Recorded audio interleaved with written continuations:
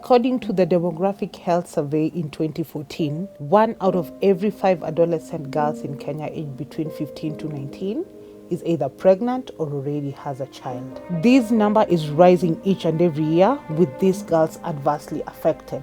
In 2020 alone, during the outbreak of the COVID pandemic, over 150,000 cases of teenage pregnancies were reported, with Nairobi alone leading with over 11,000 numbers of teenage pregnancies.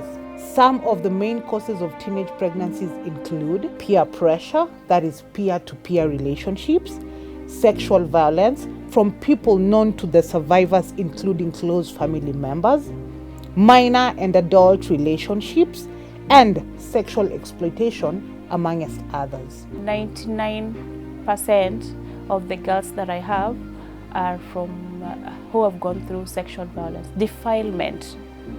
And then maybe 1% could be just sexual and physical abuse, like sexual harassment and physical abuse. Like the 17 that I have, 15 of them, those are defilement from people they know, from homes, like incest involved, you see, from the mother's boyfriend, their uncles, their cousins, or even I have those who have gone through defilement from their own fathers. Midpurity, not her real name, a 16-year-old teenage mother from Kawangware, one of the informal settlements in Nairobi, Kenya. Her story is one of the touching stories we've come across, and she, like many other girls, got into a minor adult relationship while she was still in school. Then at the age of 13, she gave birth to a baby boy at the National Referral Hospital when she was still doing her national primary school exams. Mi nilipata ball nikiwa class 8. Ilikuwa 2019 class 8. Jani ya kuwa na ball si rahisi juu nilikuwa shule bado candidate. Exam nilifanyia Kenyatta. Baba mtoto hakuwa amekata mtoto at first. Hakuwa amekata. Ilifika time sasa mtu yako 10 months akakata mtoto. Pia pressure ya marafiki zake kumdanganya, akakata mtoto akiwa na 10 months. Ndivyo tumelea mtoto sasa yako 1.5 peke yangu. Alikuwa ananichapa, kiniambia mtoi si wake. Yeye yuko ready kwa baba.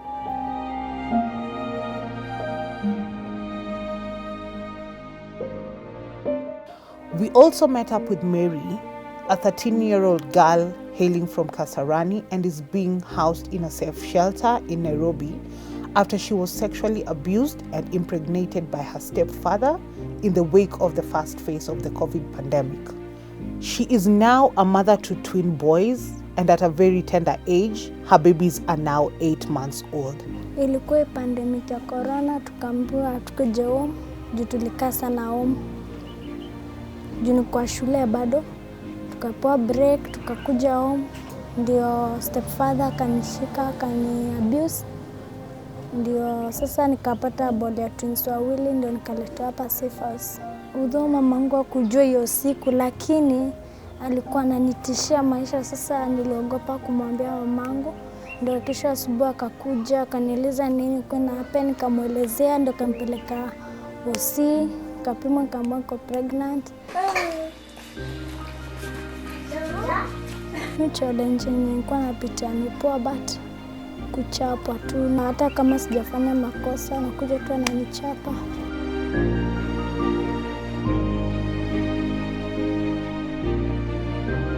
Together with many others, they are being taken care of and hosted at a safe house in Nairobi by Florence Care of the Maisha Safe House, who offers shelter to vulnerable girls and survivors of sexual violence. So my name is Florence Care, and I run this shelter. It's we at Maisha Girls Safe House, which is a shelter for it's a temporary shelter for girls who are survivors of sexual violence.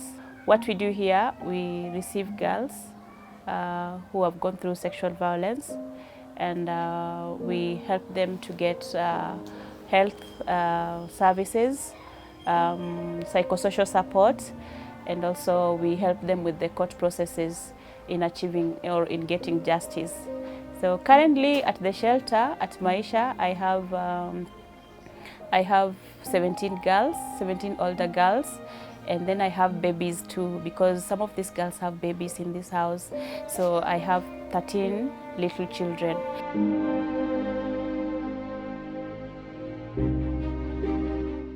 Finally, we meet Sarah, not her real name, a 17-year-old from Mukuru Kwanjanga slums who was abused by her mother's romantic partner after a series of violence and her being abandoned by the mother.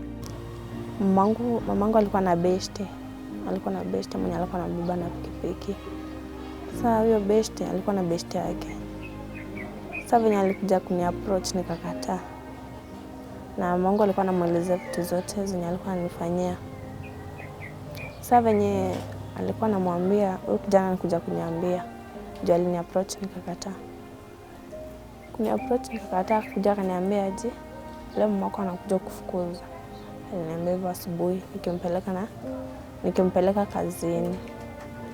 Jioni yake venye alifika akanifukuza. Sikuwa na mahali pa kwenda. Hiyo night nikalala kwa best yangu, ni msichana anaitwa Marion. Alafu next day huyo kijana akakuja akaniambia aje, nikupeleka kwa best yangu akutafutie kazi. Mimi nikaenda. After kwenda nikapelekwa kazini. Kazi ya kijakazi. Kwenda kazi, hiyo night moja nikalala hapo hivyo kwa mahali nafanya kazi. Next day nikaambiwa, unalala mahali unatoka. Sasa sikuwa na otherwise, nikaenda. After kwenda, nikapata huyo kijana amebuy drugs. Akani-overdrug. After kuni-overdrug, asubuhi nikaamka nikapata sina nguo yoyote. At 9 months gestation, her call is for the society to embrace teenage mothers and for parents to be supportive. Most importantly, for the justice and the police systems to be deliberate about ensuring that survivors of sexual violence access justice by fastening and supporting the justice process. Ningeomba serikali ijue huku nje kuna watu wanahangaika. Kuna wasichana wanahangaika. Kuna wavulana wanahangaika tu. Wanataka haki zao.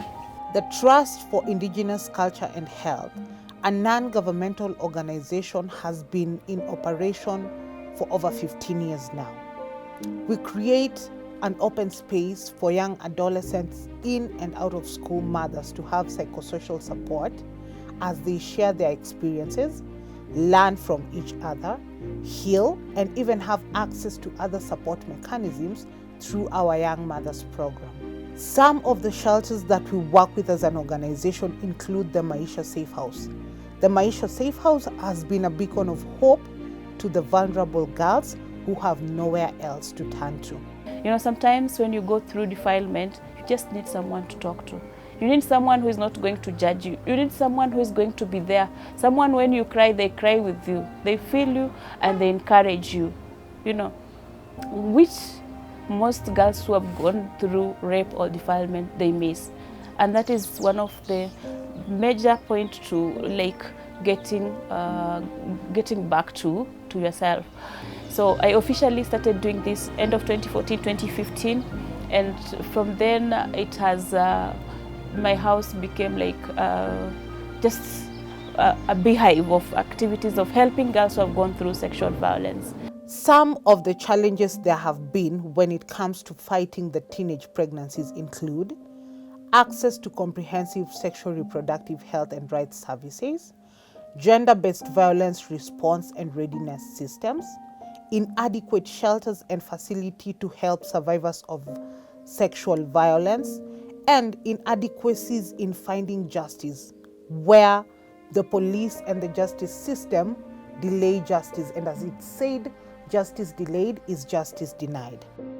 Society imetuangusha because in communities, as much as people condemn people like taking advantage of girls, it is happening, and it is the worst is it's happening in their homes.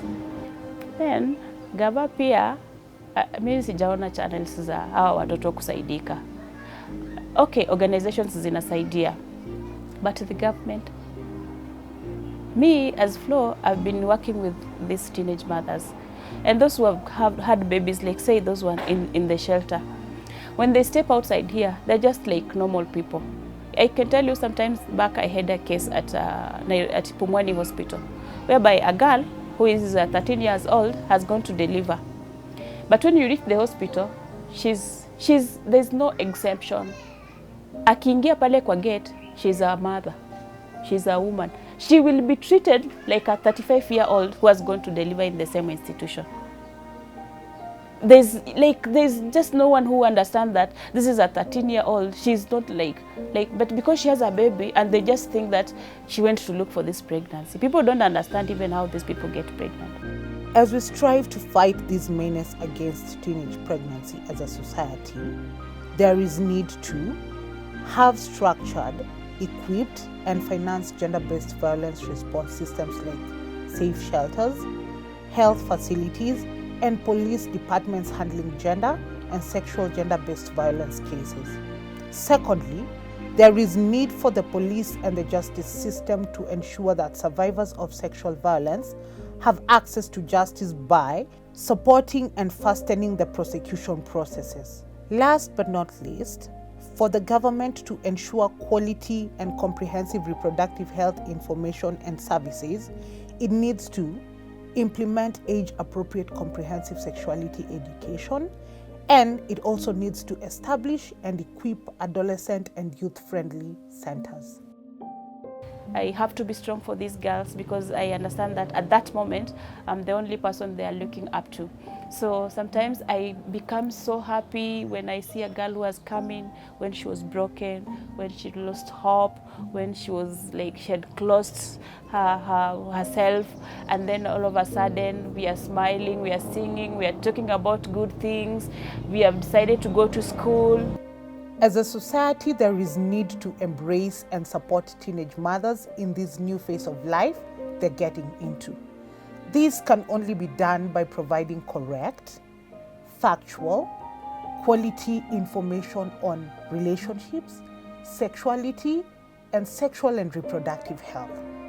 Furthermore, this can be done devoid of stigma and discrimination, and with this, we all can end teenage pregnancies in Kenya.